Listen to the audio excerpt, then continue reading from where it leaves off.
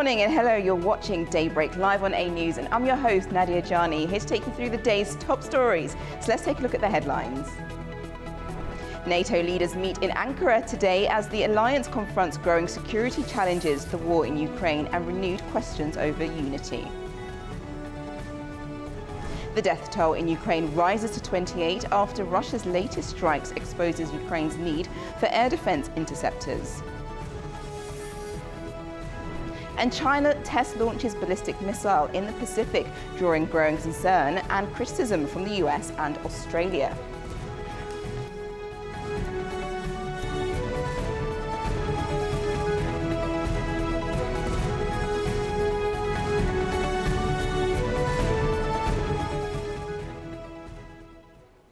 First this morning, Ankara is under tight security as world leaders arrive for a NATO summit that could shape the security alliance's future. Defence spending, major arms deals and growing security concerns over Russia are expected to dominate the talks. Let's go to this report.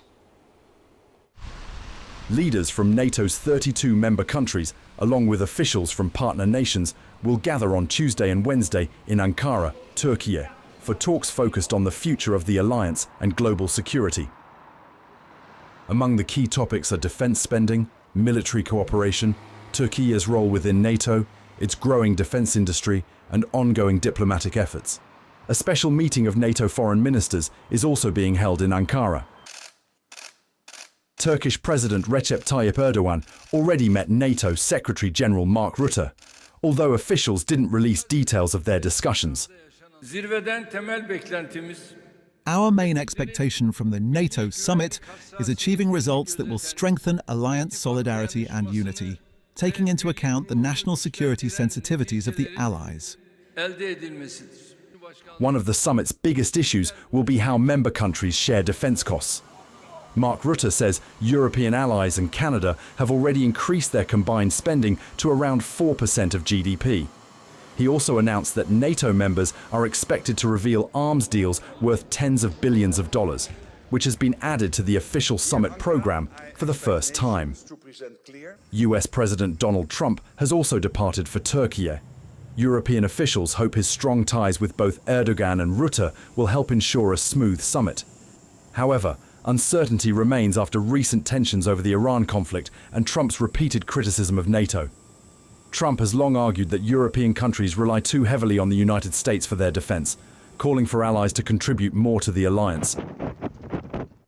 Now let's take a look at the stories shaping the day across the globe, and we head first to the New York Times in relation to our top story, where NATO is meeting later on today in Turkey. So US President is expected to announce restoration of Turkey's access to US F-35 stealth fighters. Now, it's something that we understand that is going to take place later today, that President Donald Trump will travel to Turkey and attend the NATO summit and also say to the country's President Recep Tayyip Erdogan that he is prepared to restore Turkey's access to purchase the F-35 stealth fighter jets. Now, the move would reverse a ban that Trump actually imposed 7 years ago on national security grounds, but could now face opposition in Congress. But that's aside from what he's actually going to announce, because that will be sorted out in the US later on. But Turkey has actually been lobbying for this readmission for these particular fighter jets, but until now has been unwilling to give up their air defense systems, which they bought from Russia. Now, also in these talks, are supposed to be expected to be talks with Ukraine President Volodymyr Zelensky as well,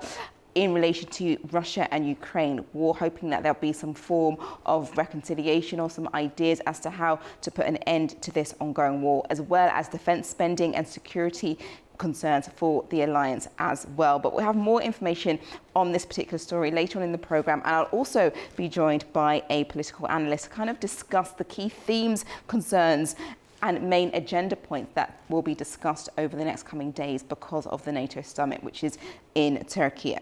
Okay, and let's move over to our next story this morning, and that's on Al Jazeera, and that's in relation to what took place in Sri Lanka, because at least 26 people killed in Sri Lanka prison clashes. Now, what took place were riots at a prison in the western part of Sri Lanka, killed 26. 7 of them were guards and injured more than 100. Now, the 2 days of violence at the Negombo prison in a coastal town north of Colombo began when these clashes between two groups of inmates occurred. Now, prisoners are alleged to have grabbed guards' guns on the Sunday, and the violence was reportedly triggered by a clash over an inmate informing on a drug trafficking operation inside the prison. Now, a total of 23 officers and 54 inmates are still receiving treatment due to the clash, while riots, now just to add here that riots occasionally break out in the country's overcrowded prisons, but these have been the worst that they've seen in Sri Lanka in years. And Sri Lankan prisons normally hold up to 41,250 inmates. And that figure was as of Sunday. Now, things could have changed, but that is actually 4 times higher than their actual capacity. So you can understand how things could very much escalate, and for people to receive a number of injuries, which we've said here that this report is stating that 100 of people have been injured because of the fighting between inmates, and unfortunately guards as well have been killed, have lost their lives due to what took place over the weekend. If we get any more updates, we'll definitely inform you. Now let's move over to what everybody's talking about, and that's the World Cup, because it has been full of controversial things. But first we head over to Le Monde and what took place, because France's football player Kylian Mbappe has actually put out a statement because of something that was said about him by a Paraguayan senator. Now, this is the title, this is the headline that Le Monde is stating: a despicable woman unworthy of her office. Kylian Mbappe responds to racist remarks from Paraguayan senator. You might be thinking, okay, so what took place? Now, Kylian Mbappe has condemned what was a racist rant that she posted on her X account and on Instagram, mocking his origin and education. Now, her name is Celeste Amarilla of Paraguay's Liberal Radical Party, and her comments were on X and Instagram after her country's defeat by France in the last 16 of the World Cup. Now, Mbappe's response was very direct in relation to that. So this, I'm going to read it fully out so that you can understand exactly why it was so egregious. So he says, Madam Celeste Amarilla, you are a despicable woman and unworthy of your position. You do not represent Paraguay, that country which has sweated passion and honor throughout the competition. Through your recklessness and your brazen racism, the entire world has already forgotten the journey and the historic effort that your players accomplished during this World Cup, making way for an incompetent woman who gives the worst possible image of her country. I will never allow people like her the freedom to spread their hatred and racism across the world. Now, since then, the French Football Federation, the FFF, has announced plans to file criminal charges against just making sure that against her in relation to her comments. And Mbappe, just to understand where this is also coming from, Mbappe scored a winning penalty in the second half of Saturday's tie with Paraguay, setting up a quarter-final against Morocco, which is now who France are going to beat later on. But these are the comments that she decided to make public, and he's now responded. Now, on top of that, if we go to what Donald Trump said, and I believe that's on the Guardian website as well. Donald Trump has also been interfering in FIFA, because he said on Monday that he personally asked FIFA President Gianni Infantino to review the red card shown to US striker Valérien Balogun, now saying that he believed the dismissal was unfair, but insisted he did not pressure the football's governing body to overturn the suspension. Now, the suspension was overturned, and we've just seen that Balogun, he was able to play in the US team against Belgium this morning, and I will definitely share with you the result. Now, the intervention has thrust FIFA's disciplinary process into the spotlight and prompted an angry response from Belgium, who have faced the US on Monday in the quarterfinals. Now, UEFA, the European Games governing body, also issued a furious statement accusing FIFA of undermining the integrity of the game and the credibility of the competition. And just to remind you that Balogun was sent off in the US's 2-0 victory against Bosnia and Herzegovina last Wednesday via VAR calculation, which everyone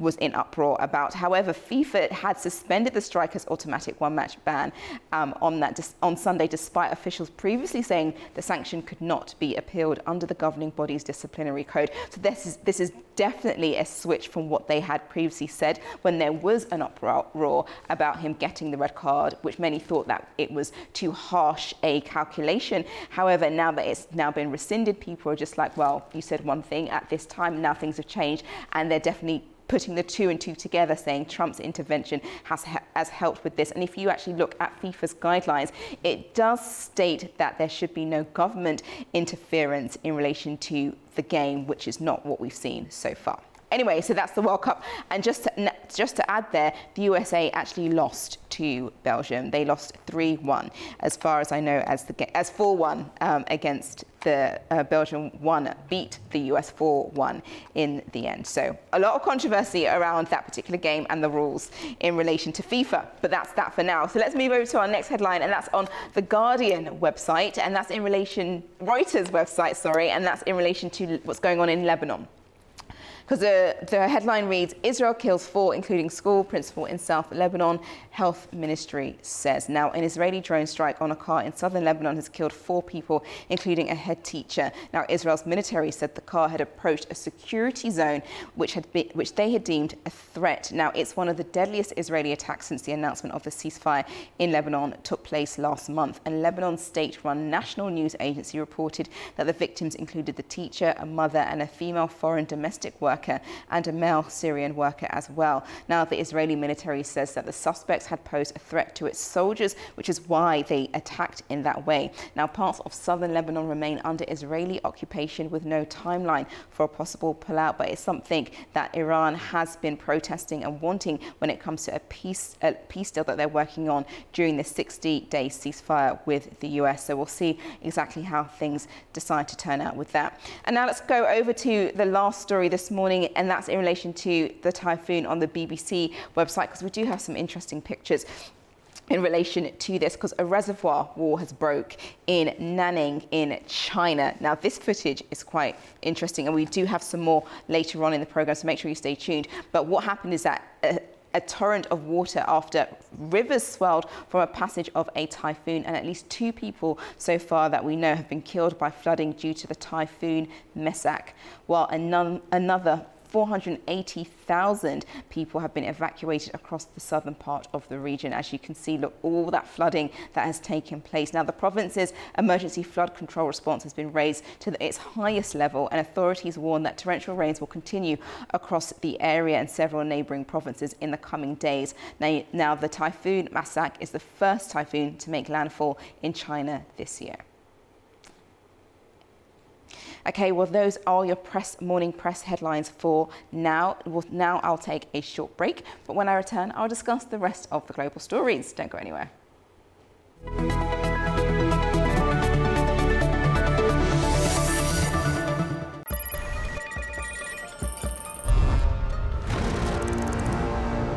On World Business, we meet the boardroom leaders making market-moving decisions. And find out how leaders are dealing with continuous technological disruption.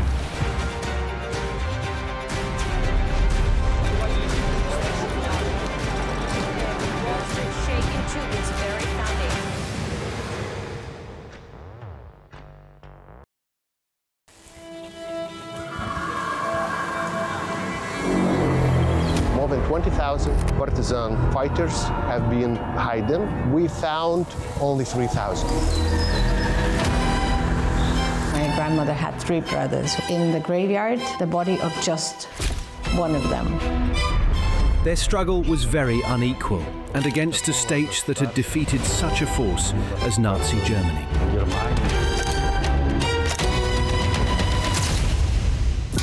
A lot of resistant fighters in the beginning of Soviet occupation actually would end up here, if not killed somewhere in the woods. She was arrested at her home. Her 7-year-old daughter ran to her and screamed, "Mom, please take me with you."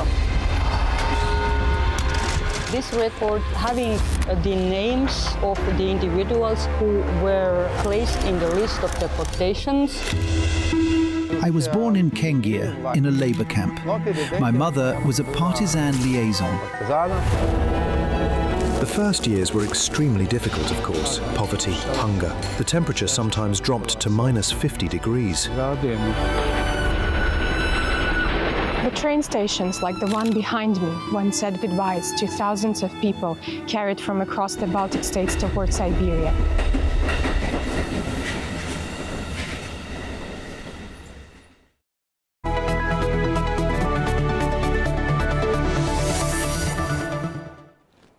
Welcome back. You're watching Daybreak. Now let's take a look at the global stories this morning, and we head over to Eastern Europe because Russia and Ukraine are both reporting long-range attacks on military and energy targets as Kyiv warns of urgent gaps in its air defences. The latest escalation comes as NATO leaders meet in Turkey, where Ukraine is expected to push for stronger support from its allies. Ukraine is pressing NATO allies for stronger air defense support after Russia's latest major strike on Kyiv on Monday. Officials say at least 28 people were killed in the capital and the surrounding region, saying that Russia fired 23 ballistic missiles and none of them were intercepted. Kyiv says this shows a critical shortage of Patriot interceptors. Zelensky calls for strong decisions at the NATO summit in Turkey, which begins on Tuesday. We do not have enough means of defense, especially Patriot missiles. We have shown all our partners both the need for, and most importantly, the possibility of, providing greater protection for human life. It is simply absurd that in the modern world, production has still not been scaled up to the level actually required to protect people from ballistic terror. However, Russia says its strikes targeted military-industrial facilities, energy infrastructure, and military airfields. Meanwhile, Ukraine says it's expanding its own long-range campaign against Russian energy targets. Kyiv says its drones hit the Omsk oil refinery in Siberia on Monday, in one of its longest-range attacks of the war. The facility lies nearly 2,500 kilometers from the Ukrainian border. Russian officials confirmed the refinery was hit and say there were no casualties. Azerbaijan has also summoned Russia's ambassador after a Russian drone strike hit a Sokar fuel station in Ukraine's Mykolaiv region. Baku says previous Sokar facilities in Ukraine have also been targeted, calling the repeated attacks deliberate. The escalation comes as US President Donald Trump says a resolution to the war may be closer than many people realize. Trump is expected to discuss Ukraine at the NATO summit in Ankara, including in talks with Zelensky on Wednesday. Staying on this topic, frustration is mounting across Russia as fuel shortages spread, forcing drivers to spend hours in queues at petrol stations and disrupting daily routines. Here's more. Long queues are forming at petrol stations across Russia as fuel shortages spread from the Baltic region to Siberia, following intensified Ukrainian attacks on Russian energy infrastructure. Drivers in many parts of the country are waiting for hours to refuel, with some stations running out of petrol and diesel and putting up out-of-order signs on their pumps. In June, most Russian regions introduced fuel purchase limits, restricting how much drivers could buy at one time. I work as a taxi driver. I work until lunch, and after lunch I stand for a couple of hours at petrol stations. In in Balashika. 2 days ago I stood in a queue for 2 hours. Same thing there. I drove in, they closed it and put up a technical brake for another 2 hours. And that's it. The main problem is not that there's nowhere to refuel or anything like that, but that people are getting very angry. Long queues, refueling is difficult, plus the heat. For many people, the air conditioning doesn't work. Some people even feel unwell in the queues. In late June, President Vladimir Putin pledged measures to stabilize the fuel market, while Russian authorities urged the public to remain calm, saying supply chain problems were being addressed. However, the shortages continue to disrupt daily life. A June survey showed public confidence slipping. The share of Russians who believed the country was on the right track fell from 61% in May to 52% in June, while President Putin's approval rating dropped to 74%, its lowest level since the start of Russia's full-scale invasion of Ukraine in 2022. Now, the war in Ukraine and the US's call to increase defense spending is impacting European nations. And one of those nations is Germany. Germany's cabinet has approved a draft budget for 2027 that increases investment and military spending to support the economy and strengthen national security. The plan includes 555 billion euros in spending, funded in part through higher borrowing made possible by looser fiscal rules. The government says the budget will boost growth, infrastructure and innovation while increasing defense expenditure in response to Russia's invasion of Ukraine. The proposal will now be debated in Parliament before a final vote later this year.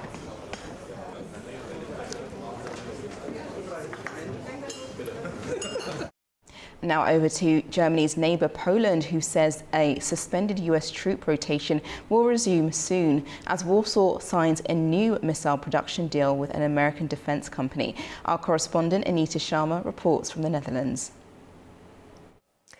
Welcome to This Day in Europe, where Warsaw celebrates two major signs of deepening military ties with Washington on the battlefield and on the factory floor.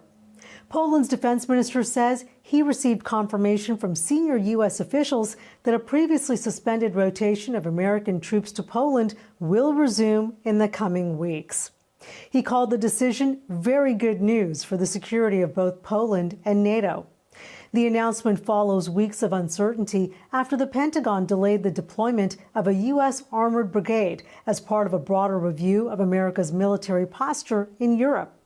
Polish officials insisted at the time the pause was temporary, not a reduction in the U.S. military presence. The renewed troop rotation comes as Warsaw and U.S. defense company Anduril signed an agreement Monday to produce Barracuda 500 cruise missiles in Poland. The project will see Poland's state-owned defense group PGZ work with Anduril to develop a Polish version of the long-range missile, boosting both Poland's defense industry and NATO's eastern flank. Around 10,000 U.S. troops are already stationed in Poland on a rotational basis, making the country one of Washington's most important military hubs in Europe since Russia's full-scale invasion of Ukraine. Now, the announcements come as NATO leaders gather in Ankara, where one of the alliance's biggest challenges will be demonstrating that Europe is taking greater responsibility for its own defense while maintaining a strong U.S. military commitment. Poland also joined the Netherlands, Finland, and Britain in announcing major progress on a new multilateral defense mechanism, which they aim to launch by next year. The announcements underscore what NATO Secretary General Mark Rutte said should define this summit, turning last year's defense pledges into real military capability. For A News, I'm Anita Sharma in Arnhem, Netherlands. And from Europe to East Asia, an international criticism is mounting over China's latest missile test in the Pacific. Japan, Australia and the United States question whether Beijing gave sufficient warning and complied with international norms governing ballistic missile launches. Here's more. China is facing growing international criticism after it confirmed it carried out a routine long-range ballistic missile test in the Pacific. Beijing says the missile, carrying a dummy warhead, was launched from a People's Liberation Army Navy nuclear submarine into international waters as part of its annual military training program. Chinese officials insist the test complied with international law.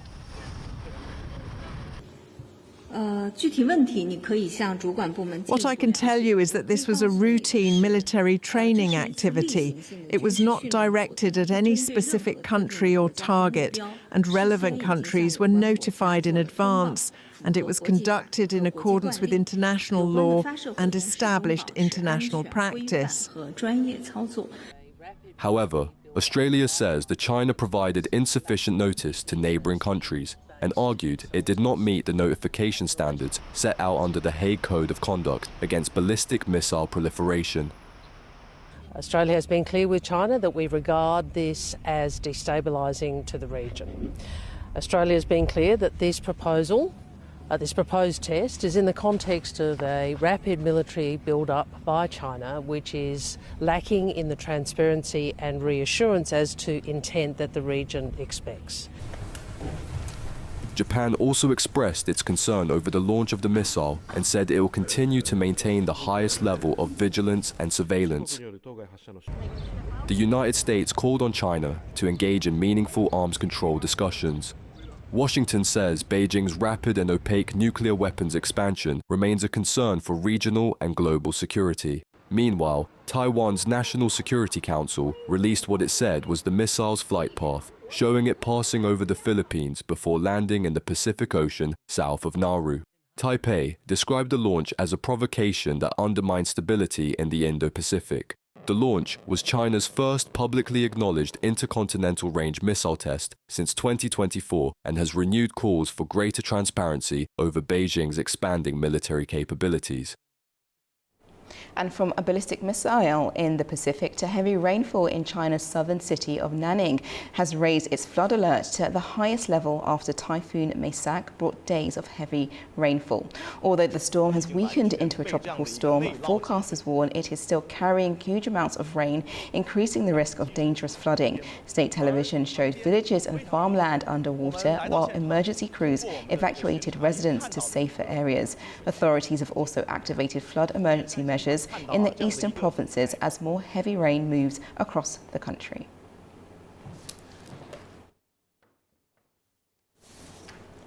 China is expanding its transport network across Central Asia with a new rail freight connection to Turkmenistan. The route runs through Kazakhstan and Uzbekistan, highlighting the region's growing role in trade between China and its western neighbours. Our correspondent Fariza Kalimazana reports. China has launched a new rail freight service to Turkmenistan with the first train departing from Xining in Qinghai province. Carrying 55 containers of electrical equipment, auto parts, clothing and other consumer goods, the train will travel through Kazakhstan and Uzbekistan before reaching Turkmenistan's Balkan province. The journey is expected to take around 2 weeks. The new route expands cargo connections between China and Central Asia, with Kazakhstan serving as a key transit country along the corridor to the Caspian region. The launch comes as economic ties between China and Kazakhstan continue to grow.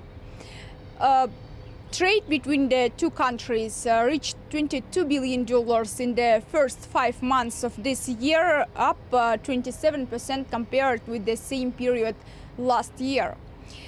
The two sides reaffirmed their goal of increasing bilateral trade to $100 billion. Trade with other countries in the region is also on the rise. In Tajikistan, bilateral trade with China reached $1.4 billion in the first 5 months of the year.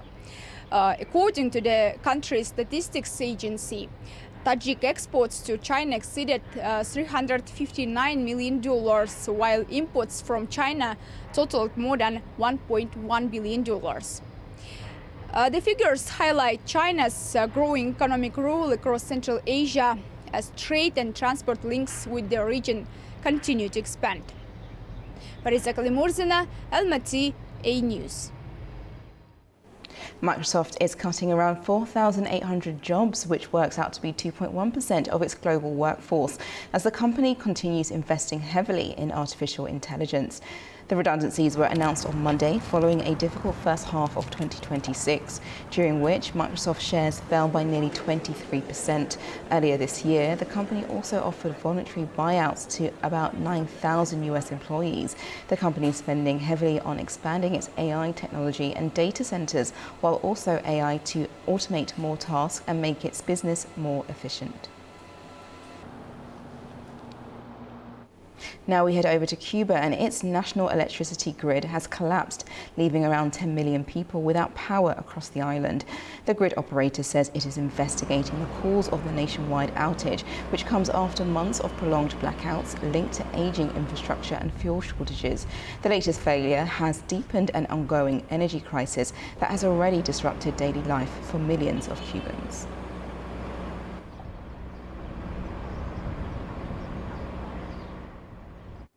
Now to a quick break. When I return, I'll be joined by a guest to discuss some of the key headlines in the region and a number of regional stories taking place. Don't go anywhere.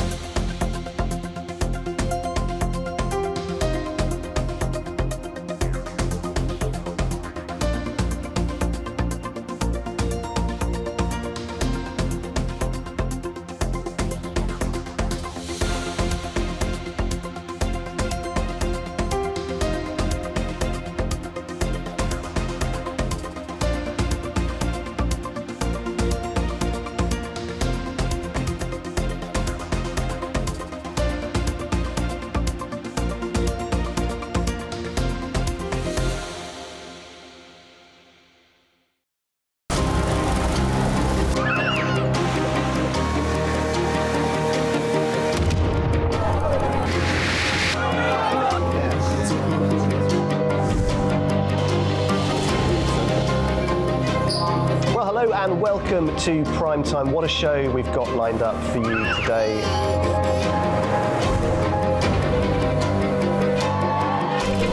In a complex world, clarity is power.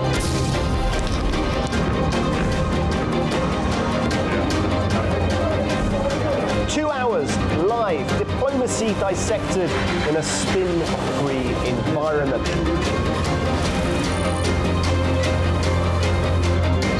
That's Prime Time with me, Guy Schoen, weekdays on A News.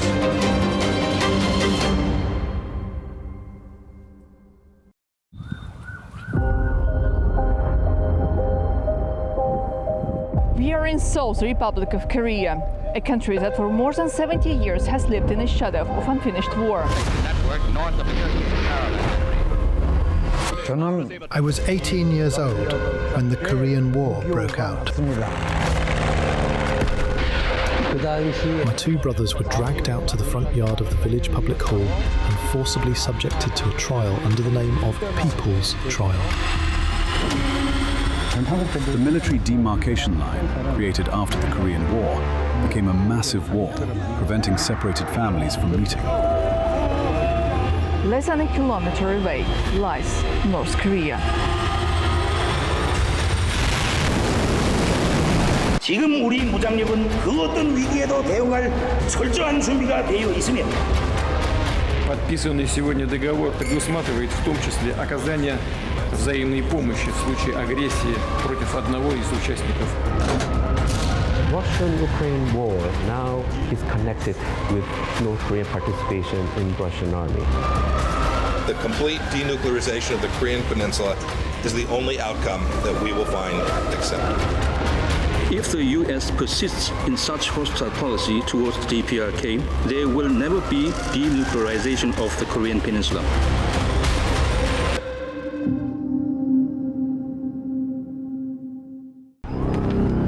Welcome to A News, unfiltered news and analysis from the region and beyond. From Washington to Beijing, Tehran to Kabul, to Tbilisi to Tashkent. Hello, I'm Jay. That's challenges. Today is the third. We're with you 24/7, taking you live to the front lines of the day's biggest stories. Welcome to Gabala. I'm here. Azerbaijan and Armenia.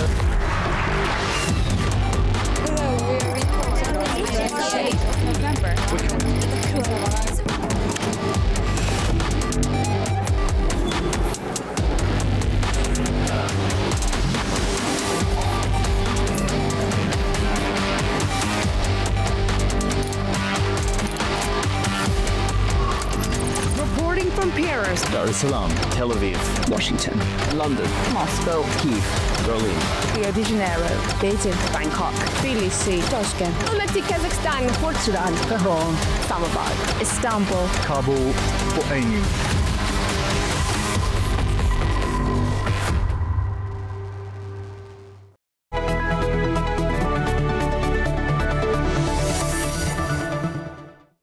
Welcome back and thank you for joining me this morning. Now let's turn over to the region and we head firstly to Turkey and the NATO summit which is taking place there, because in Ankara it formally begins today following a pre-summit. Now during the pre-summit, the press conference, NATO Secretary General Mark Rutte stressed the need for allies to present credible plans to meet the alliance's defence investment commitments, while the summit itself is also expected to focus on strengthening NATO's industrial capacity and technological edge. Joining me now to discuss this and what the next few days is going to achieve is Yasha Sari, Director of Heydar Aliyev Center for Euro-Asian Studies in Turkey. Welcome to the program this morning.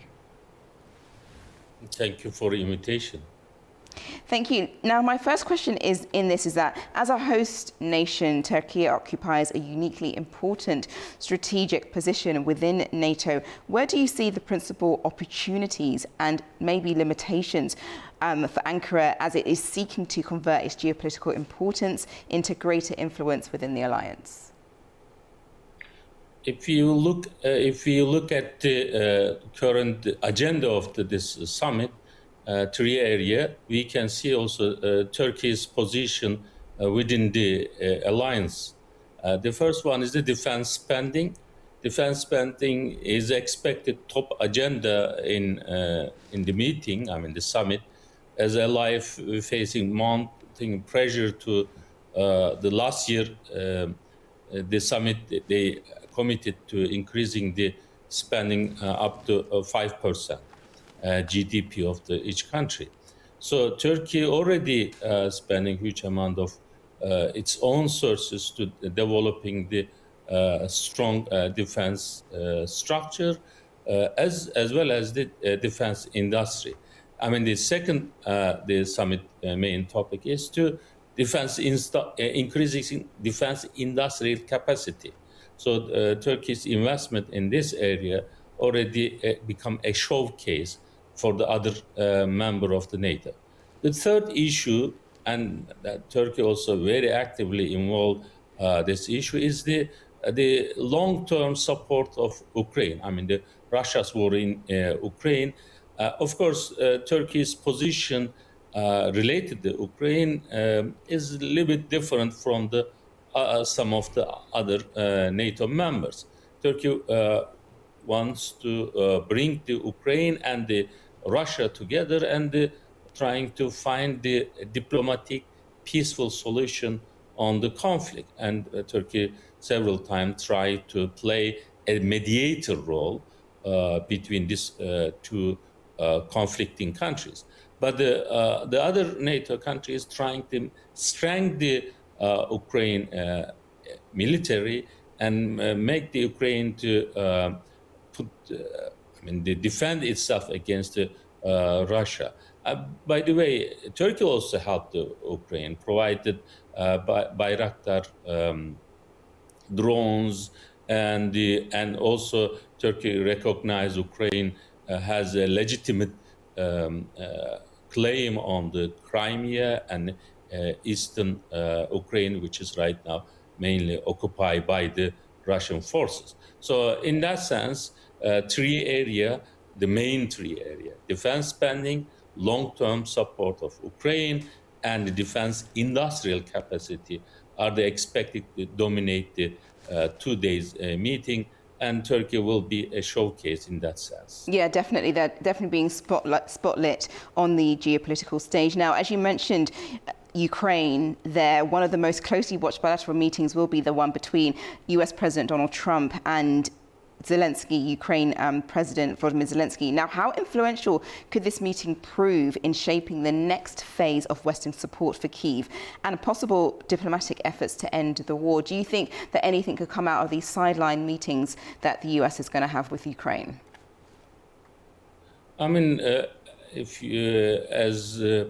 before Trump became the president, as a candidate of the presidential position, he claiming that he can solve this Ukrainian problem very quickly and negotiate with the Putin and the Ukrainian leader Zelensky and find a solution for the conflict peaceful way.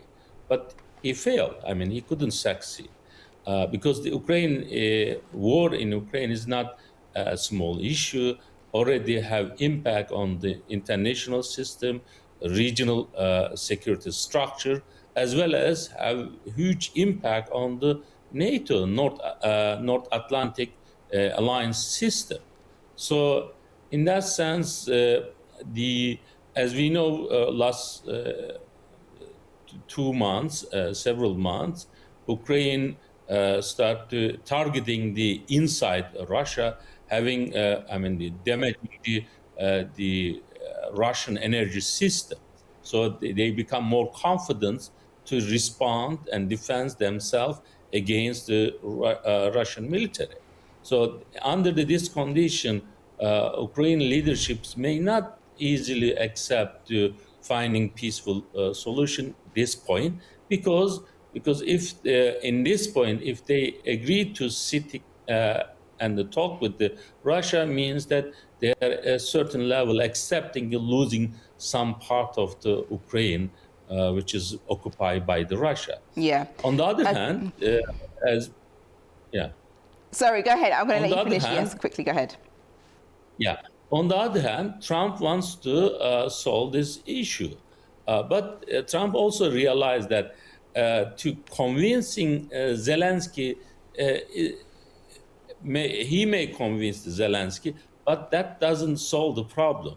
He already met with Putin in Alaska, and they agreed certain point, but couldn't make to Russia accept certain condition, and Russia continue war. For that reason, the main issue is how Trump deal with the Putin, which condition Putin can accept. That's the main issue. Of course, in this okay, I'm just going to interrupt. Sorry, that question was great. It's very long, so I need to just quickly get to my next question in relation to this. I just want to move away from Ukraine for just a moment, because there are reports that Trump will announce that Turkey's access to purchase F-35s is going to take place later on today. And it's against Israel's wishes, who have said that this is not a good idea. How do you see this issue evolving? I mean, this first, let's not forget F-35 issue is more related CATSA law. I mean, this decision, and that decision is taken by the American Congress. So yes, as a president, Trump has this certain leverage to make some exceptional case to Turkey buying maybe not the F-35, but the engine. The engine may used for Turkish Khan jet, military jet. But for the F-35 is the only thing is that maybe they may make the Turkey and the Turkish companies be part of the producing F-35. But the buying the plane is in this stage is very difficult because of the in United States Congress there is both Republican and Democrat congressmen who have very strong and close connection. Israel lobby and the Greek lobby, they are blocking that process. So that is I can say that, they may include Turkey's the F-35 production process, but buying the F-35, except two of them already, normally they sold, but because they were, they still in United States, Turkey couldn't transfer them to Turkey, except two of them. I don't think the huge, Turkey can get the other F-35 planes. I see. Well, that's going to be very interesting over the next coming days to find out exactly what not only is discussed, but what is agreed between the alliance as well. So thank you so much for joining me this morning, Mr. Sari. Thank you. Thank you for the invitation. Have a nice program. Now we head over to Azerbaijan, because Shusha has welcomed experts, researchers and civil society representatives from around the world for an international conference exploring cultural and ethnic diversity, historical memory and today's challenges. Our correspondent Ilknur Seydamirova reports. Azerbaijan's cultural capital Shusha hosted an international conference on cultural and ethnic diversity, bringing together civil society representatives, researchers and experts from across the world.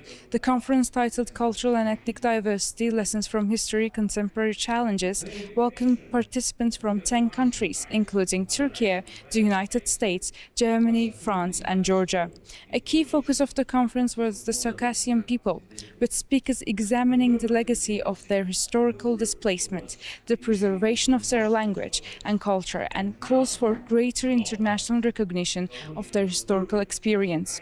Discussions also turned to what participants described as Russia's treatment of ethnic minorities.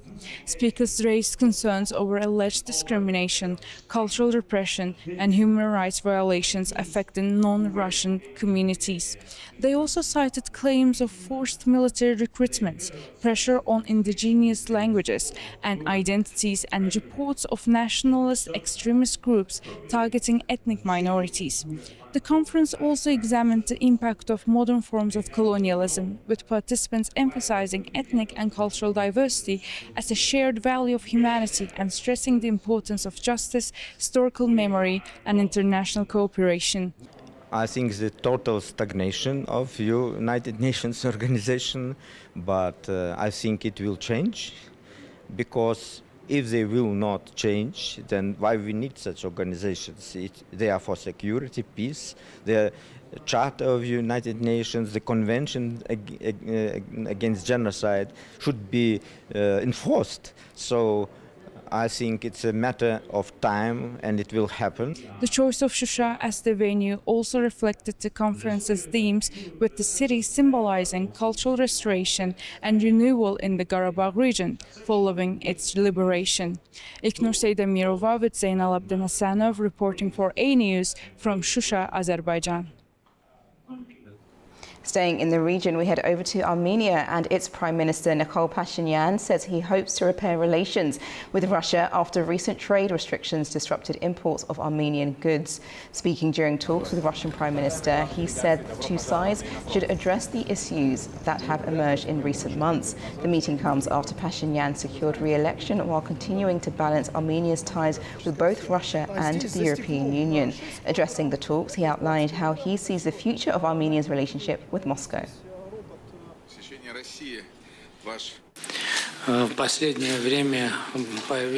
A number of problematic issues have arisen recently, and of course, I hope that we will discuss and resolve these matters. Both before and after the elections, we are inclined to further develop our relations with the Russian Federation. And of course, we are interested in our participation in Eurasian Economic Union. Over to Georgia, and its government has just laid out its new roadmap for the long-troubled Ankara deep sea port. It's a plan meant to end years of speculation over who will really control this strategic Black Sea gateway. Our correspondent Nini Nikolashvili is in Tbilisi and has the details. Georgia's government said it will keep ownership of the port and maritime infrastructure, but several international partners, not just one as originally planned, will operate the terminal operations with no equity stake involved. The economy minister, Mariam Kravishvili, made the announcement on Monday, saying that it will be built under a landlord model and that the state alone will own it. This will be a Georgian port, she said, flatly denying any shares will be sold. This marks a sharp turn from Anaklia's troubled past. A US-backed consortium first won the tender in 2016, but the project collapsed in 2020 amid corruption charges and the withdrawal of American investors.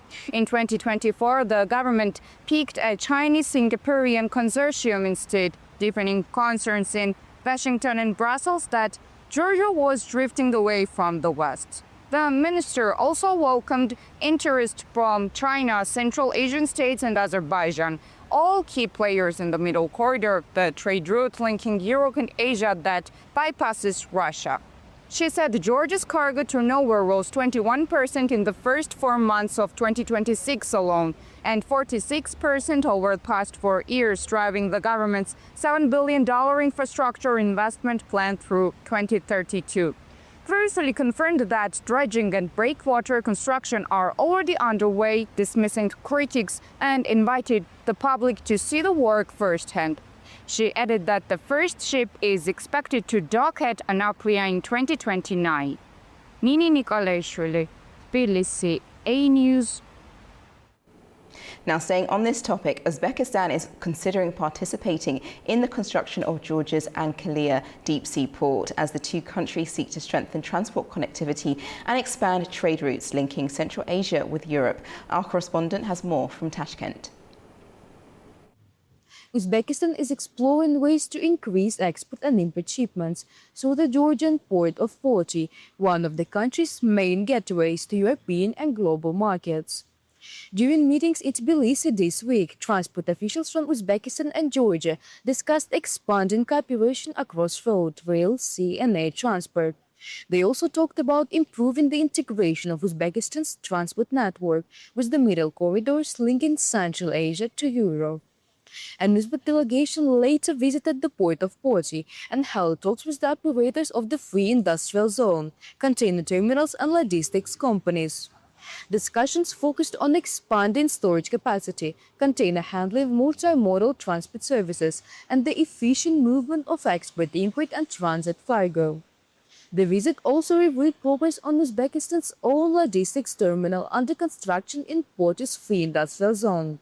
The 30-hectare, $18.3 million project, launched in September 2024, will include cold storage facilities, warehouses and terminals for bulk, oversized and containerized cargo, providing Uzbek exporters with direct access to Black Sea shipping routes. The project forms part of Uzbekistan's strategy to diversify export corridors, reduce transit risks, and strengthen trade links with Europe and other international markets. It is Civil Rajab reporting from Tashkent, Uzbekistan A News. It's now time for a break. When I return, I'll have a full update on the latest headlines, plus a look at what's making the front pages this morning. Don't go anywhere.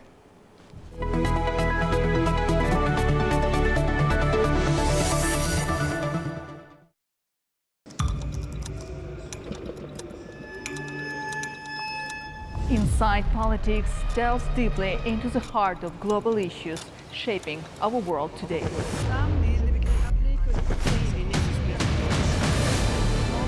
Join me for your go-to source of political analysis from across the region and beyond.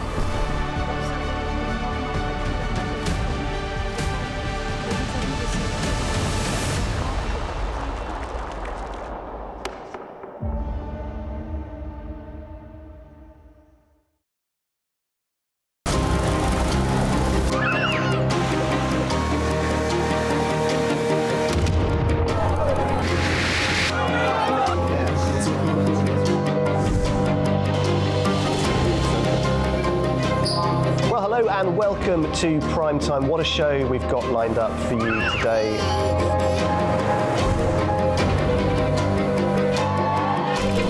In a complex world, clarity is power.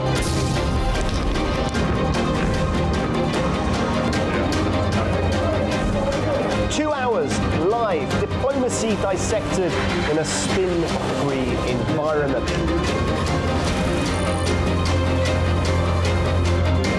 That's Prime Time with me, Guy Schoen, weekdays on A News.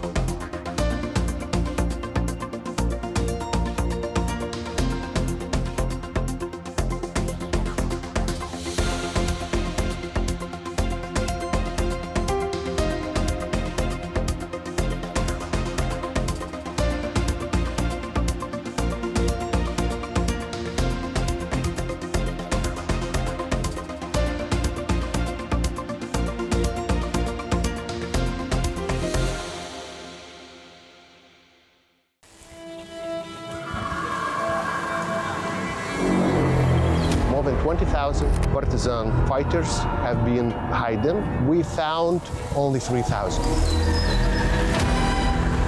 My grandmother had 3 brothers. In the graveyard, the body of just one of them. Their struggle was very unequal and against a state that had defeated such a force as Nazi Germany.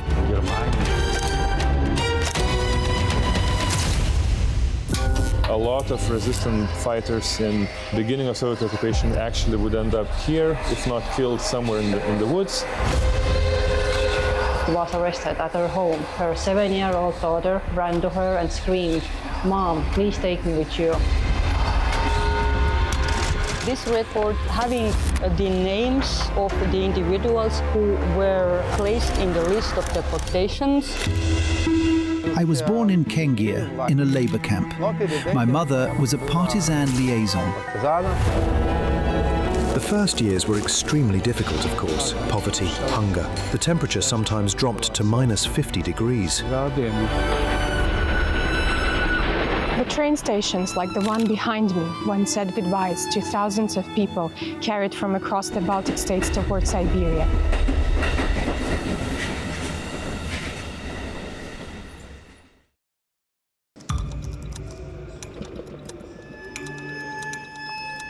Inside Politics delves deeply into the heart of global issues shaping our world today.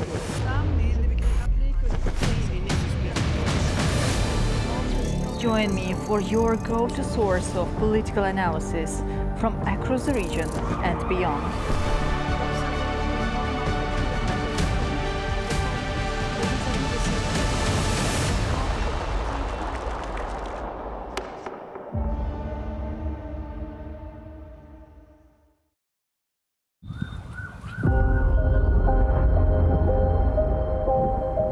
We are in Seoul, the Republic of Korea, a country that for more than 70 years has lived in the shadow of unfinished war.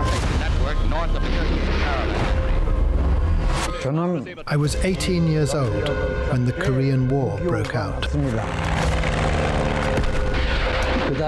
My two brothers were dragged out to the front yard of the village public hall and forcibly subjected to a trial under the name of People's Trial.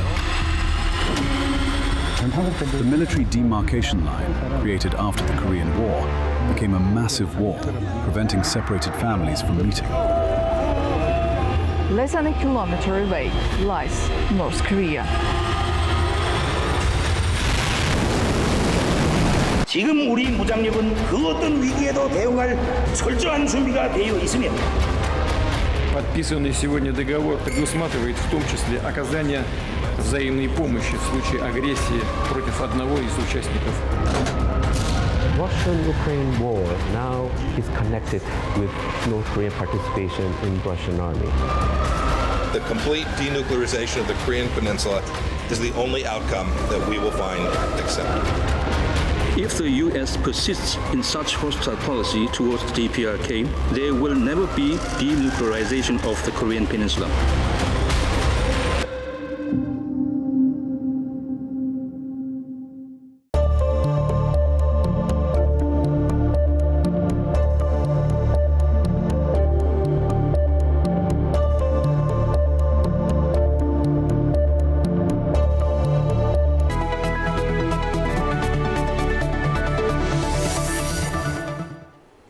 Hello, you're watching Daybreak live on A News, and if you're just joining me, I'm your host Nadia Jani, here to take you through the day's top stories. So let's take a look at the headlines. NATO leaders meet in Ankara today as alliance confronts growing security challenges, the war in Ukraine, and renewed questions over unity. The death toll in Ukraine rises to 28 after Russia's latest strikes exposes Ukraine's need for air defense interceptors. And China test launches ballistic missile in the Pacific, drawing growing concern and criticism from the US and Australia.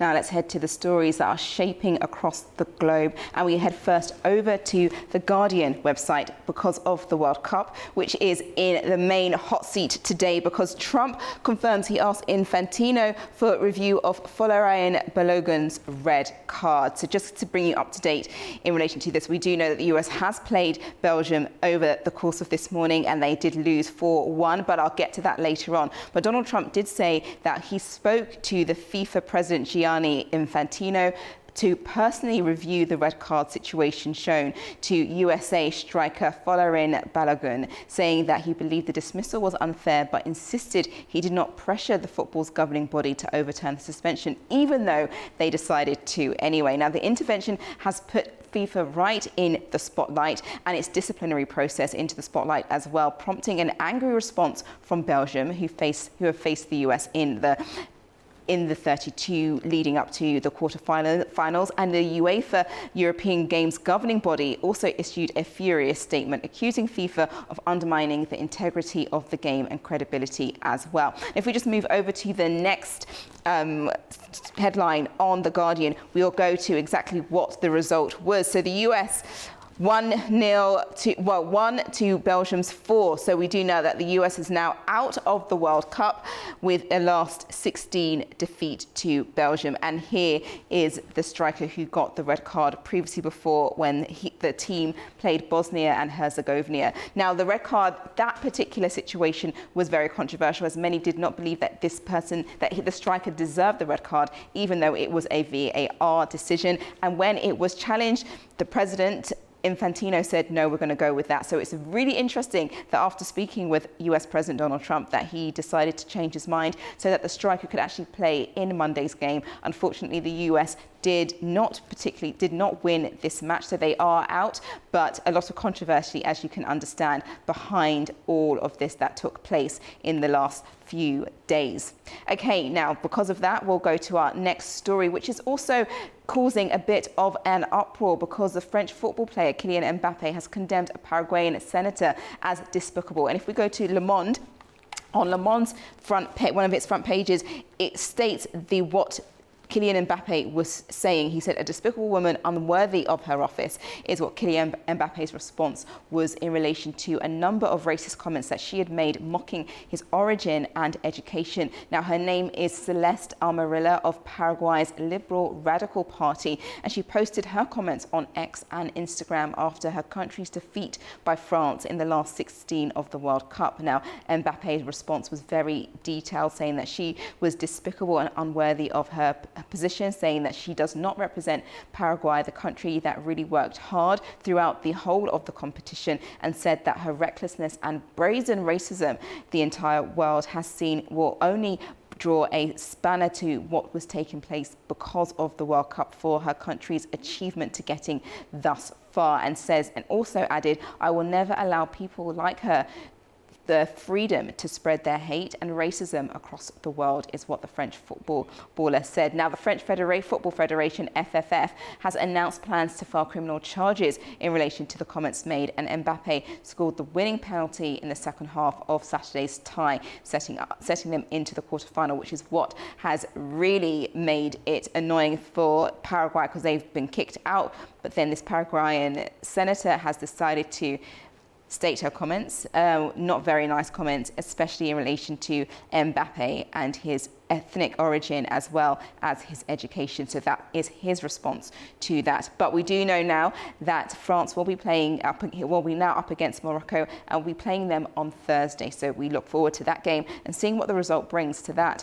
Now let's move over to our next headline this morning, and that's on Al Jazeera's website, in relation to what's going on in Sri Lanka because of 26 people killed in Sri Lankan prison clashes. Now, we do know that there were a number of killings because of inmates fighting, which took place over the weekend. And because of that, a number of guards were killed, as well as the prisoners. Now, this doesn't normally happen in Sri Lanka, but they have very big, overcrowded prisons. And right now, as of Sunday, the details, I believe, was over 42,000 prison inmates in one prison, which is double the capacity that it normally holds. So you can see just how crammed these prisons are. Now, they are investigating, looking into this, but the reasons behind it is to do with one inmate deciding to raise the flag in relation to a drug trafficking incident that was taking place within the prison, which led to some fighting in relation to that. So that's as far as we know. If we do find out any further information,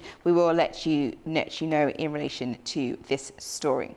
Okay, now let's move over to our next headline this morning, and that's on the Washington Post in relation to NATO. Now it says, after America's 250th, Trump will test how far he can push NATO allies. Now, US President Donald Trump is traveling to Turkey for the NATO summit, which is starting later on today, and is expected also to tell the country's President Recep Tayyip Erdogan that he's prepared to restore Turkey's access to purchase 535 stealth fighter jets. Now, the move would reverse a ban that Trump initially imposed 7 years ago on national security grounds, but that decision could actually face further opposition in Congress, who are not happy with that particular conclusion, that particular decision that Trump is now making. But Turkey has been lobbying for this for a number of years, for the readmission of its 535 program, and until now has been unwilling to give up their defense systems it brought to Russia. And also, just to add to this, with a number of key leaders meeting in Turkey today, there's also due to be sideline talks with Ukraine President and US Donald Trump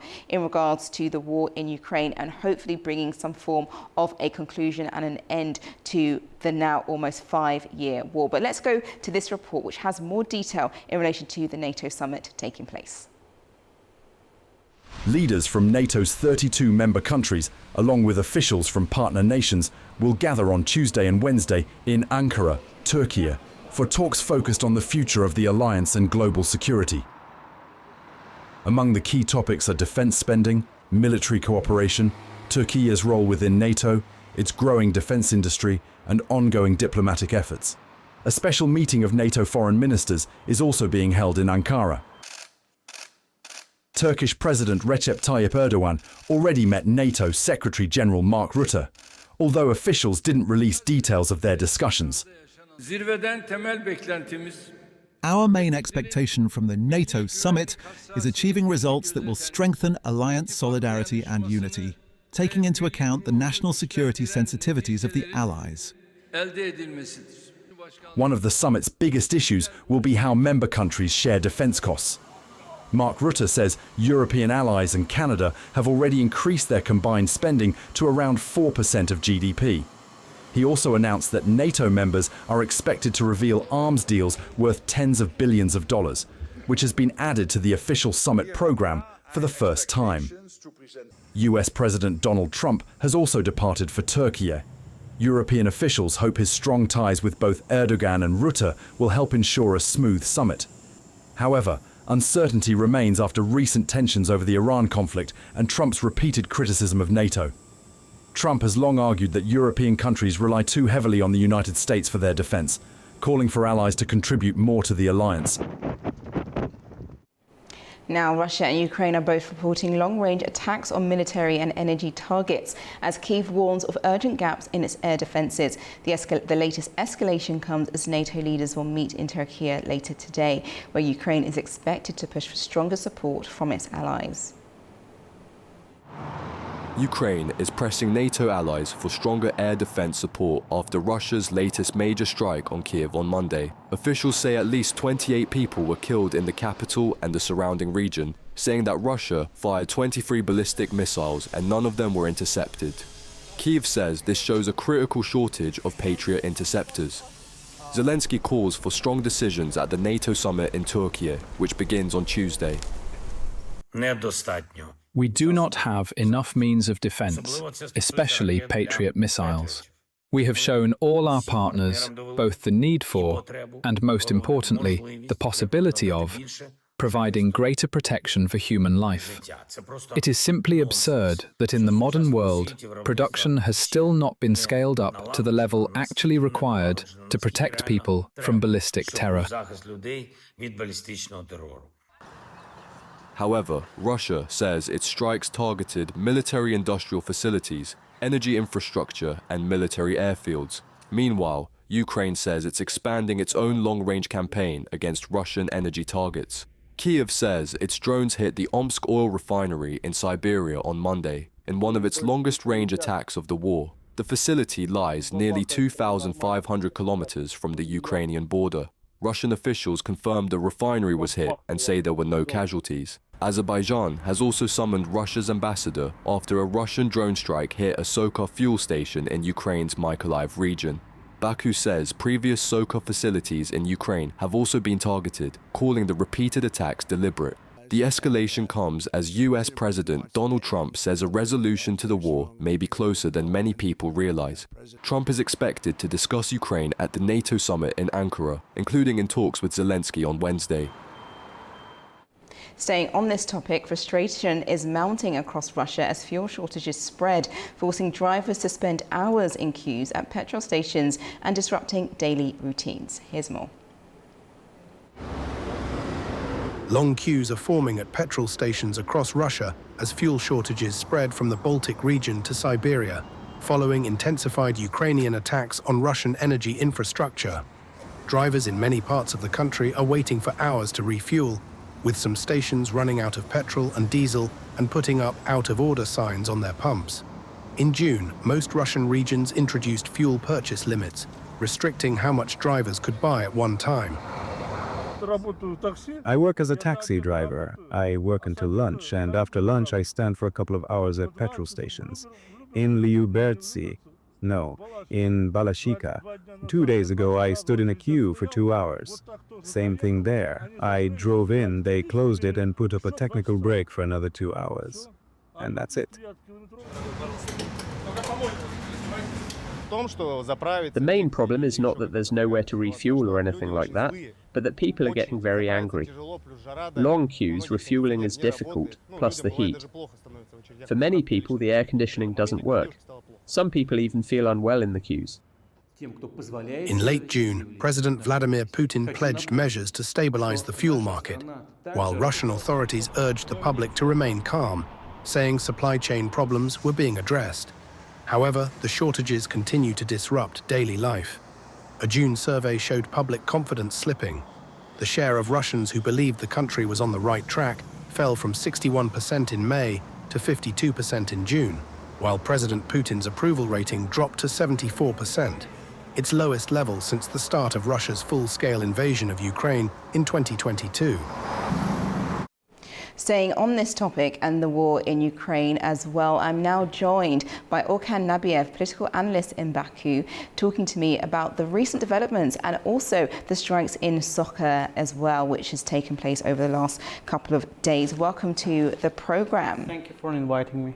Now, I just want to start off with the significance of the strike and how significant is Russia's strike on Soka facility from a geopolitical perspective, because it's not the first time certain things have been, targeted, especially within that. So what is that perspective in that? How do we kind of understand the significance of that?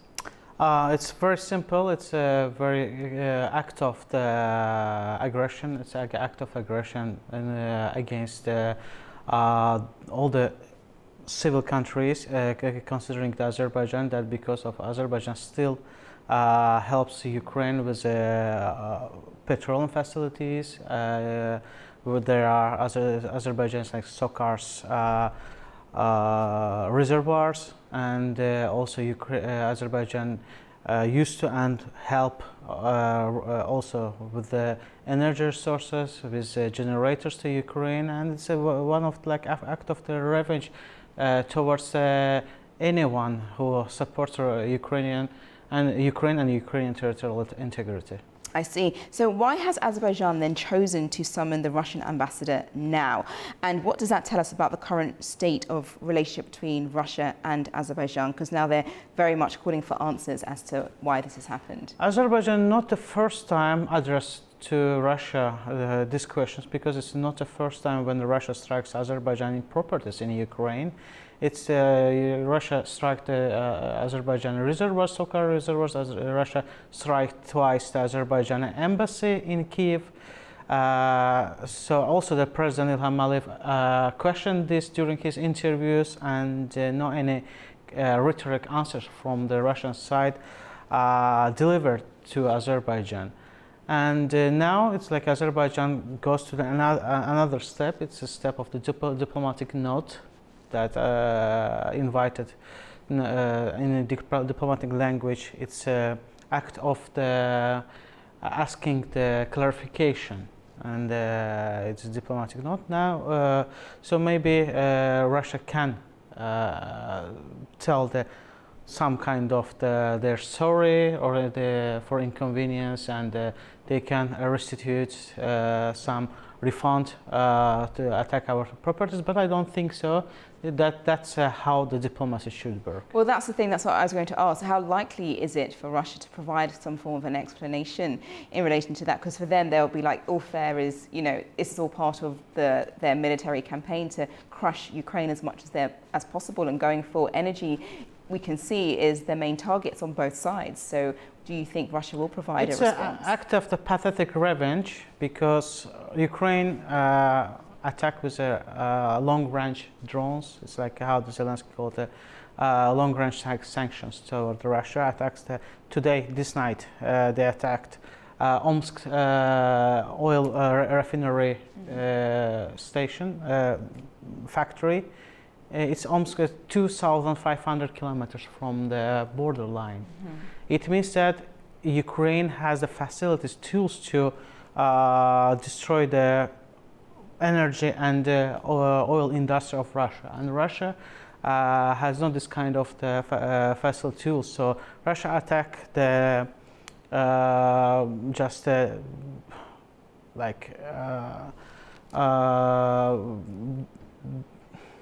the centers of like the gas stations. Mm-hmm, so, yes. Attacking the gas stations, it's nothing. They can Ukraine can turn this gas station to the mobile gas station, and it will be very hard target for them. Yeah, and what we've just seen in the previous report just before you came on, it was now Russia feeling it on their side, with many of its citizens waiting in long queues at petrol stations because of the recent long-range missiles that Ukraine has been able to target when it comes to their energy infrastructure there. Is this something that we're going to see more of, with more targets being retaliation that Russia is going to do on Ukraine and Ukraine is going to do on Russia? Are we going to see even more of that? You see that it's how the Russia works, and it's like all the address to their propaganda. We have this line in Russia. You see, we also attack their gas station. You see, we have this line. They attack our oil refinery stations. We attack the civilians in Kiev, and this week it was very tough for last days. It was tough for Kiev, and many of the civilians died yes. because of the Russian attack. So that's how the Russia and Russian military work for it's all addressed to in their internal society, to internal citizens, that look, we also do our revenge. Yes. Well, just on all of this, President Donald Trump has spoken separately to both Vladimir Putin and Volodymyr Zelensky ahead of the NATO summit in Turkey happening today. Now, what leverage, or I guess any type of ability, does Donald Trump have to move both sides closer to negotiations? We know that the US has very much been a part of trying to broker a deal, but things have fallen very flat, especially when the US has kind of put its focus on the Middle East because of its military campaign with Iran. Now that things are kind of like died down to a certain extent, now the focus is back on Ukraine and Russia. Does the US still have leverage with both of these countries? It's impossible to make a deal when the sides are diametral, opposition. Their expectation, their targets, their strategy, they're totally opposite to each other. Especially, and the United States now see how the Russia weak. Last year in Ankara, he promised that he will take the old Donbass till the end of the September. Now he cannot, and eventually. He also says that we took the Kramatorsk, or Konstantinivka. This is small cities in the west part of the Donetsk region, and he's not. And everybody knows that he's not. And also the toughest, not enemy, but like a person who was against the support of Ukraine, J.D. Vance started to say the pro-Ukrainian rhetoric, that he says that Russia cannot move forward. And this also some opinion changer in Washington. So Washington will meet with Zelensky, and they will insist on Putin. And I don't think that Putin will agree to have some deal. Yeah, well, this is the thing, because if Trump and Zelensky do discuss ending the war at the NATO summit, what are the biggest obstacles that remain? Because we know that when it comes to Ukraine, they're very big on their territory not being passed over, which is something that Putin has said that this is what they want, this is part of the deal, and Zelensky has said, no, that's not on the table. So what other obstacles remain when it comes to doing a deal with Ukraine and Russia? The first thing, it's about the territory, as you said, and it's like Putin said, if you want, we start peace negotiations and ceasefire, you should leave all the Donetsk region, the Donbas region. And Zelensky said, if you can come and take, you cannot take it. So I will not pass these territories to you. This is the first obstacle, that Russia cannot occupy all the Donetsk region. It's impossible. It's very fortified fortificated territories. And another obstacle, if just imaginary that Ukraine will agree for that, then the next thing that Putin will increase his appetite, and he will say, let's change the government. There should be a marionette government, pro-Russian. Let's give also the other 3 regions, like Donetsk, Lugansk, and Zaporozhye and Kherson region. And we know that Russia didn't take the whole Zaporozhye region and the whole Kherson region. Or rather, they left the Kherson city. It means that it's impossible right now. And considering now that Crimea became very vulnerable in this war right now, Putin's army cannot go forward and occupy more lands. There's an internal crisis with petroleum and economic crisis that will eventually come after the petroleum with agriculture, because there's no gas and diesel for the agriculture, and we know that in September there will be the season for the field works. And eventually, we are in the beginning. In the 6 months, the economic crisis will be very deep in Russia. So Putin should understand. Or after the election in September, maybe he will go to mobilization, and he will escalate the situation. I see. Well, there's a lot there on the table. We'll see whether or not that this has been able to push Russia into some form of wanting and getting a deal, because of the backdraft that's causing on them and what they need in relation to, I guess, putting an end to all of this, because they haven't really been able to continue with their military campaign. But thank you so much, Mr. Nabia. Thank you for hosting me. Thank you very much. Thank you. Now, we go from Europe to East Asia, and international criticism is mounting over China's latest missile test in the Pacific. Japan, Australia and the US question whether Beijing gave sufficient warning and complied with international norms governing ballistic missile launches. Here's more. China is facing growing international criticism after it confirmed it carried out a routine long-range ballistic missile test in the Pacific. Beijing says the missile, carrying a dummy warhead, was launched from a People's Liberation Army Navy nuclear submarine into international waters as part of its annual military training program. Chinese officials insist the test complied with international law.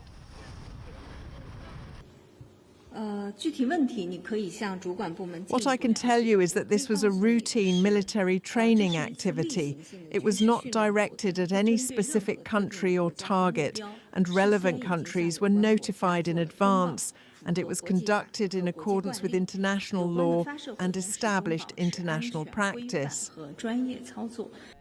However, Australia says that China provided insufficient notice to neighbouring countries and argued it did not meet the notification standards set out under the Hague Code of Conduct against ballistic missile proliferation. Australia has been clear with China that we regard this as destabilising to the region. Australia has been clear that this proposed test is in the context of a rapid military build-up by China, which is lacking in the transparency and reassurance as to intent that the region expects. Japan also expressed its concern over the launch of the missile and said it will continue to maintain the highest level of vigilance and surveillance. The United States called on China to engage in meaningful arms control discussions.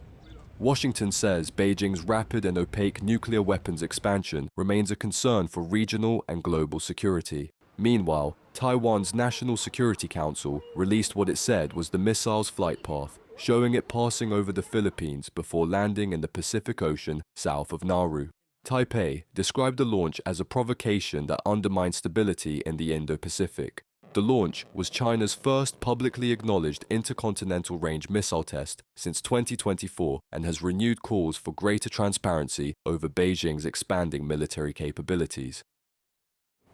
Now to a famous scene from the classic Chinese novel Journey to the West has been recreated at a Beidi mountain in southern China. The attraction features the story's monk and the Monkey King walking a tightrope across a 1,000-meter high cliff, bringing the legendary tale of life for visitors. It was written by Wu Chengyin during the Ming Dynasty. Journey to the West is one of China's best-known novels, telling the story of a monk's 19-year journey to India to collect Buddhist scriptures. Now to FIFA World to the FIFA World Cup, and it's been nothing but controversy over the past few days, but Spain and Belgium have both booked their places in the World Cup quarter-finals. Now let's go to the results, because Spain edged past Portugal 1-0 yesterday, while Belgium delivered a strong 4-1 win over the United States earlier this morning, following FIFA's decision to overturn US football player Florent Balogun's red card so that he could play in the match against Belgium. Now, the two European sides will face each other in the quarterfinals on the 10th of July.